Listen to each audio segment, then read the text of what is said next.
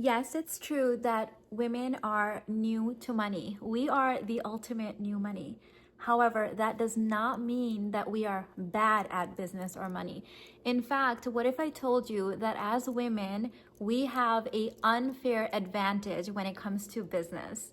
So today I want to share with you 5 feminine skill sets that are super high income, and these are going to be your unfair advantage when it comes to business and sales. Number 1, women are naturally wired for relationships. Now, any of these skill sets that I share with you, it doesn't mean that men don't have them. It's just that biologically speaking, women have these more naturally, right? So as women, we are more in tune with the slightest subtle changes in people's energies. We read emotions so much louder than men generally do. And this means that we have this ability to create rapport with people. We notice things that other people miss, right? We notice like the slightest shifts. Like, I don't know if you're a mom, you know what I'm talking about, right? Or even with other people, if you notice that someone's saying yes, but they hesitate, you register that. These little things are so powerful when it comes to business, because at the end of the day, trust equals sales, and it is just easier to trust a woman when she's more connected to you, when she's building rapport with you. And we even know this in negative circumstances, that a lot of times people that have bad intentions will actually use women to create that artificial trust. And so when we're using this in our benefit, I don't want you to think that just because women collectively are new to business and money, that somehow we are at a disadvantage. I actually disagree. Look at how new we are to the business world and to the financial industry, and how fast we're growing. Like, it just blows my mind. So I want you to look at this as a skill set, as a high income gift.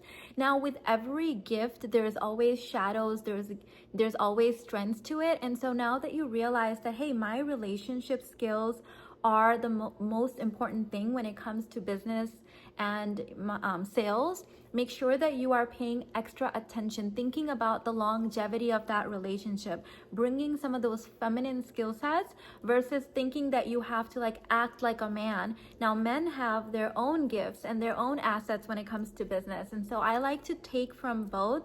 I like to invest in my God-given natural gifts, as well as learn from other places that I can as well. Number 2, as women, we are better communicators.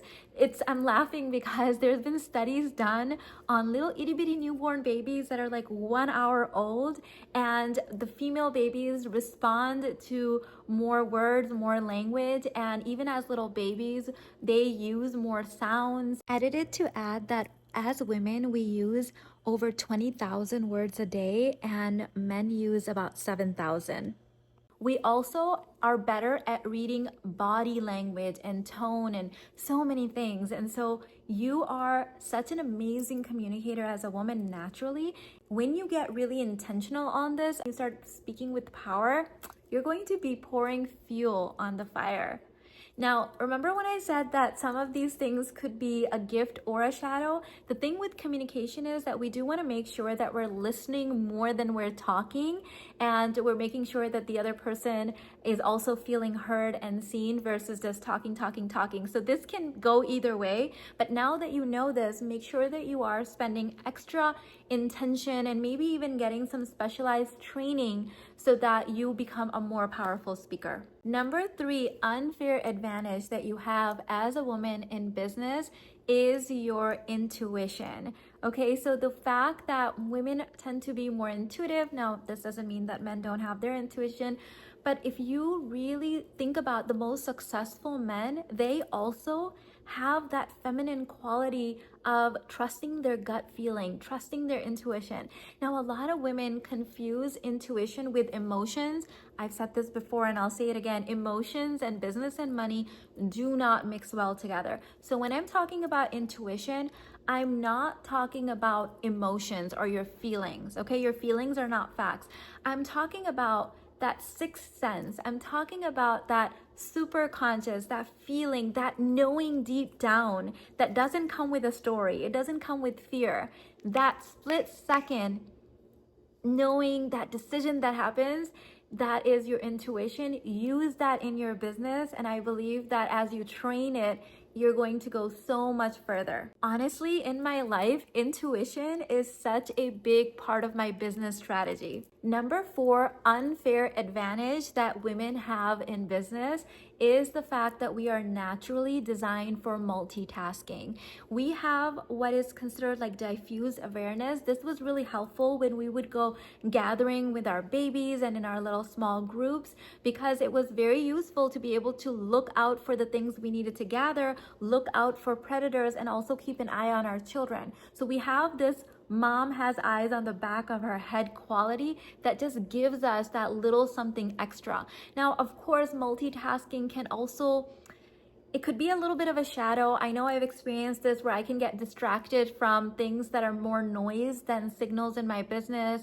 I can also like get distracted with what is called like shiny object syndrome instead of focusing. So this is something I've had to really cultivate, is that yes, I do have the ability to notice multiple things and multi-think, but at the same time, there are times in my business where I do have to pull on that masculine focus, which is also a very necessary component in business. The 5th unfair advantage that I believe women have in business is our creativity. The fact that we have a way to problem solve in new and unique ways makes us so innovative, and this is a big quality. Now, sometimes we feel like, we don't want to speak up, we don't want to sound weird, we don't want to suggest something. What if it's stupid? What if it's dumb? What if it's something everyone else has thought of? And then the next second you whisper the thing and someone else takes credit for it. So girl, own this power. Like, you are designed to think about things in new ways that maybe other people have not thought of. So don't second guess yourself, own whatever it is. And hey, if 4 ideas aren't it, but the 5th one is, why not train that part of you that is innovative, that is creative? One thing I've realized on my journey is that the more I trust my creativity, the more I trust my intuition, the more I trust my natural God-given abilities, the more they grow, the better they become, the more they also trust me. So I think this is a relationship that we're always kind of building and cultivating within ourselves. And the biggest thing that I want you to take away from this video is that we have so much inside of us already encoded to give us success, except we've been lied to and we've been told that we have all of these disadvantages. And I believe that every single human being has gifts and shadows. And I believe, as someone that's wanting to be in business and wanting to be successful and interested in personal development, we should be cultivating our gifts further and minimizing our shadows. And whatever I can take from masculine traits that will enhance my life and serve me, I take those and I cultivate it. And whatever I need to cultivate that's more the feminine side of me, because at the end of the day, I believe that whether I'm making a baby or manifesting money or creating wealth or legacy or business, it all requires masculine and feminine energy, right? We need the egg and the sperm. Like, we need each other and those polarity-based cultivated energies within us. And so both are necessary. And what I don't want you to do is only thinking that, oh, I have to think like a man and act like a man to be successful in business, because you can do that for a little bit, but you will burn out, because that's not who you naturally are. Right? Women were given less testosterone for a reason. And so I believe that yes, we can pull on our masculine energy when we need it, but we should also be cultivating those natural feminine strengths. My mother was so amazing at sales. She didn't have professional sales training. She didn't have the internet. She didn't have professional marketing. She knew how to communicate with people. She knew how to relate to people. She knew how to connect with people. Those are all high income feminine traits. And that was enough for her to overcome her under training when it came to all of these things and become successful. So when my mom joined real estate, the real estate agency that she joined had 200 agents, and there was this leaderboard that they had in the cafeteria area, like the kitchen area, and this leaderboard had the top 10 agents. Within 1 month of joining this agency, my mom joined the top 10 list, and within 60 days she was the #1 agent.